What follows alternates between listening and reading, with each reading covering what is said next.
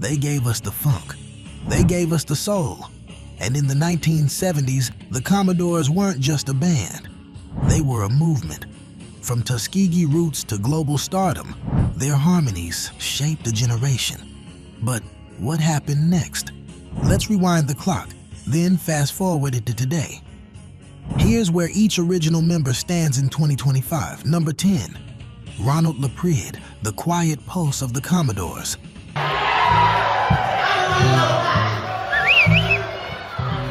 As the bassist behind those silky grooves, Ronald LaPread joined the Commodores in the early 70s and helped lay the foundation for hits like Brick House and Zoom. Though rarely in the spotlight, his smooth, steady hand shaped the feel of their funk. His bass lines weren't just background, they were heartbeat.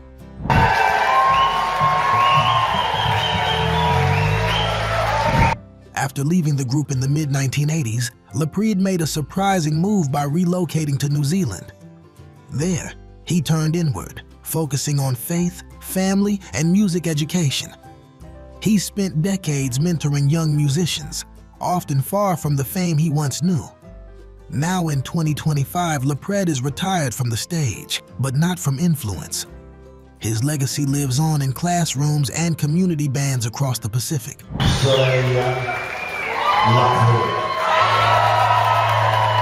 Soft-spoken, spiritual, and forever a groove maker.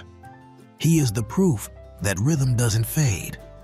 It settles in the soul. If that was the rhythm keeper, wait until you see what happened to the showman at number 9. Number 9, William King, the horn that still shines.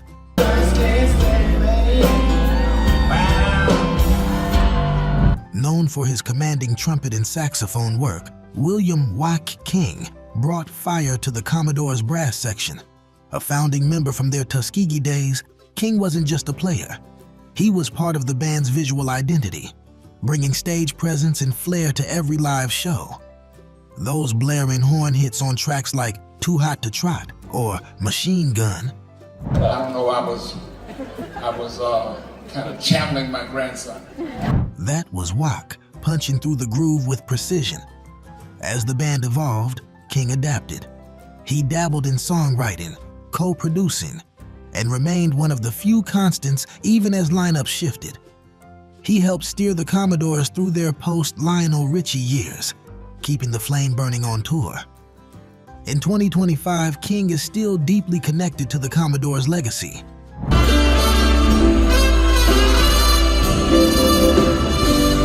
While he stepped back from the road, he continues to oversee licensing and heritage projects. You will sometimes find him at tribute shows, mentoring horn players, or speaking on music panels.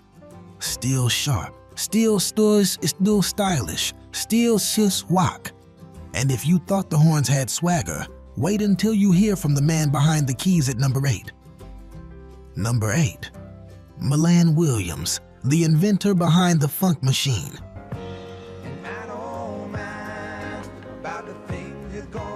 Milan Williams wasn't the loudest voice in the Commodores, but his fingers spoke volumes. As the band's original keyboardist, he wrote Machine Gun, the group's breakthrough instrumental hit, a wild ride of synths and funk that became their signature opener. That one track launched them into the mainstream.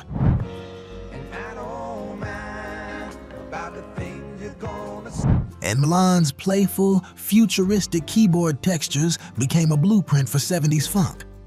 But Milan's journey wasn't all stage lights and applause. After tensions rose within the group, especially during the Richie solo transition, he departed quietly in the late 1980s. He retreated from fame and battled illness later in life. Tragically, Milan passed away in 2006 after a battle with cancer.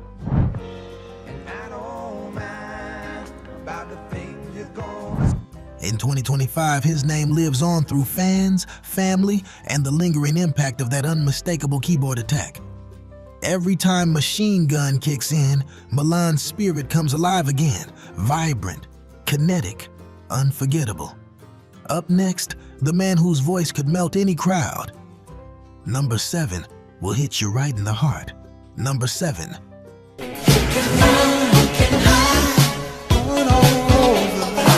Thomas McClary, the guitar that sang back.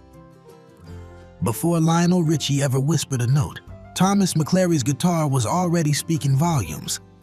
As the founding lead guitarist of the Commodores, McClary gave the group its musical edge, fusing gospel roots with Hendrix-style licks, all wrapped in a warm, soulful tone.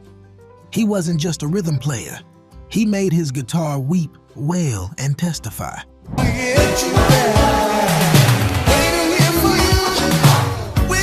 McClary co-wrote several major hits, including Slippery When Wet and Brick House, and was known for his high-energy performances and fierce musical discipline. But by the early 1980s, creative tensions and spiritual calling led him to walk away.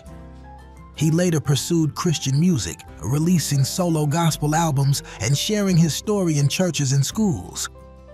In 2025, Thomas McClary is still playing, this time for a higher purpose.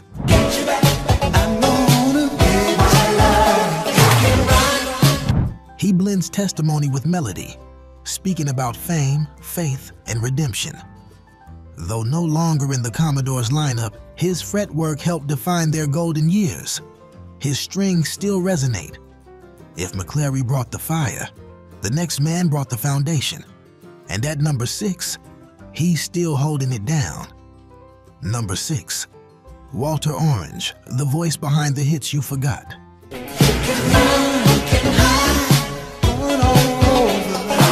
Everyone remembers Lionel Richie, but it was Walter Clyde Orange who delivered lead vocals on some of the Commodores' biggest bangers, like the funk anthem Brick House and the heartfelt Night Shift. His raspy, gospel-drenched delivery gave the group a rawness that balanced Richie's silky ballads. Orange was also the group's drummer, an unusual double threat who could drive the rhythm and front the band. As Richie exited in the early 1980s, Orange stepped up vocally and spiritually.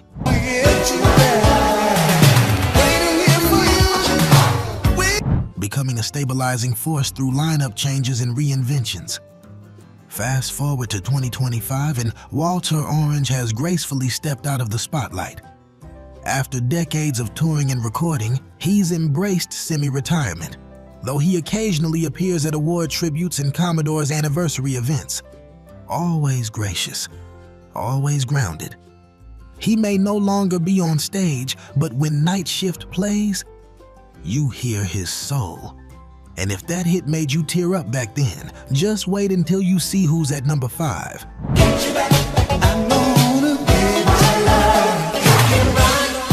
If these legends are stirring up old memories, give this video a thumbs up. It helps us keep the funk alive. And don't go anywhere. We've still got 5 more unforgettable Commodores to revisit, including one name you definitely know. Number 5, Sheldon Reynolds, the later-day spark.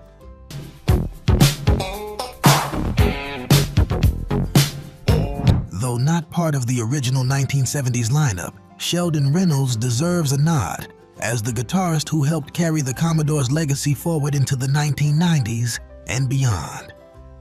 After earning his stripes with Earth, Wind, and Fire, Reynolds joined the Commodores during a time of transition, bringing his crisp guitar style and smooth vocals to a group still evolving in the post-Richie era.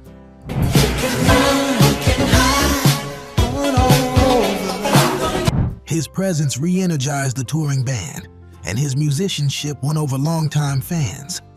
He wasn't just filling space, he was filling hearts. Off stage, he was a gentle soul, often advocating for music education and mentoring young black musicians. Sadly, Sheldon Reynolds passed away in 2023. His contributions, though sometimes overlooked, played a vital role in preserving the Commodore's name for a new generation.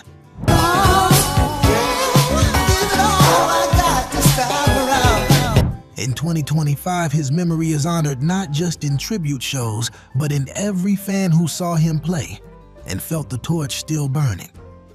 Up next, the icon who walked away from the band, but never from our hearts. Number 4, changed everything.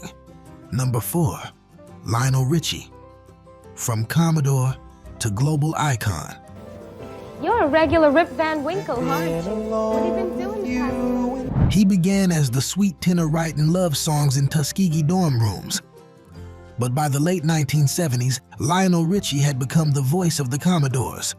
From Easy to 3 Times a Lady, his melodies weren't just hits. They were the emotional blueprints for a generation in love. But Richie's ambition stretched beyond the group. I love you. In 1982, he stepped out on his own, and the world followed. His solo career exploded, with albums like Can't Slow Down, redefining adult contemporary R&B and pop. By 1985, he was co-writing We Are the World, and by the 1990s, he was a living legend. Today in 2025, Lionel Richie is still glowing. Someone loving you. Tell me how. A judge on American Idol, a touring machine, and a legacy act whose name is spoken with reverence. He's no longer a Commodore, but he'll always be their most famous son. His journey is a masterclass in reinvention, and if Lionel was the voice of romance, our number 3 was the soul of the street. Number 3, Michael Gilbert, the mystery member. You're a regular Rip Van Winkle, aren't you? What have you been doing the past? You won't find Michael Gilbert's name on the big hit credits, but for die-hard fans, he's part of the Commodore's early DNA. A founding member during their college days at Tuskegee, Gilbert was one of the original 6. Before the platinum albums and stadium tours, there were campus gigs, smoky bars, and long van rides. And Gilbert was right there, laying groundwork. I love you. He played trumpet and sang background vocals during the group's embryonic phase, helping them shape their funky blend of soul, jazz, and R&B. But as Motown took notice and the band's lineup solidified, Gilbert quietly stepped away long before the global spotlight arrived. In 2025, Michael Gilbert lives far from the stage. A private man, he built a career outside of music, rarely speaking about his Commodore's years. Someone loving you. Tell me how. But his contribution remains part of the origin story. Without Gilbert, there's no blueprint, just ambition, a horn, and the dream of sound. If he was the ghost in the groove, number 2 is the heartbeat you still feel on every dance floor. Number 2, Skyler Jett, the voice who stepped in.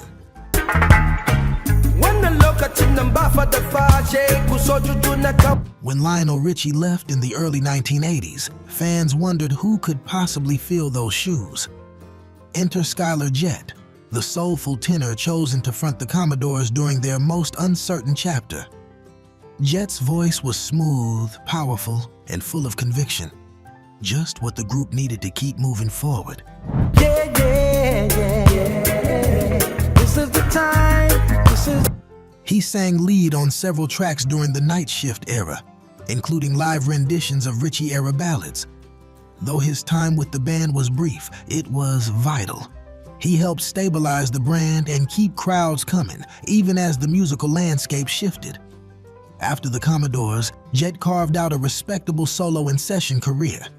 He sang background for Celine Dion, Stevie Wonder, and more, becoming one of the industry's go-to voices.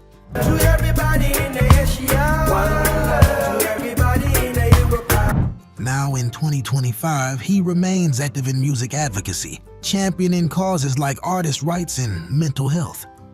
He may have stepped in, but he never faded out. And finally, at number 1, the man who still waves the Commodore's flag loud and proud. Number 1, J.D. Nicholas, the soul survivor still singing. Standing with a broken heart and vanished with its sunset. When Lionel Richie departed and the dust was still settling, the Commodores made a bold move by bringing in British vocalist J.D. Nicholas, formerly of Heatwave. It was a gamble, crossing oceans for a new voice, but it worked. With Nicholas out front, the Commodores scored one of their most beloved post-Richie hits, Night Shift. Hey, yo, mama, let go. Released in 1985, Night Shift was a poignant tribute to Marvin Gaye and Jackie Wilson, and Nicholas delivered it with elegance and heart. His velvet vocals softened the transition and reassured fans that the Commodores were far from done. He wasn't an imitator, he was an evolution. 4 decades later, in 2025, J.D. Nicholas is still singing with the Commodores. Every single day is a party time. Who knows what's coming after? He tours with the current lineup, keeping the flame alive for audiences the old and new. Every time he sings Night Shift, it's not just a tribute. It's a torch passed with care. He didn't just join the Commodores, he became one. From college halls to global stages, from vinyl to streaming, the Commodore's legacy lives on. Not just in songs, but in the souls of the men who made them. Thanks for joining us on this musical time machine. Subscribe to keep the funk and soul alive, and don't miss what's next. 12 controversial R&B songs that defined the 60s. Click it and let's keep the rhythm rolling.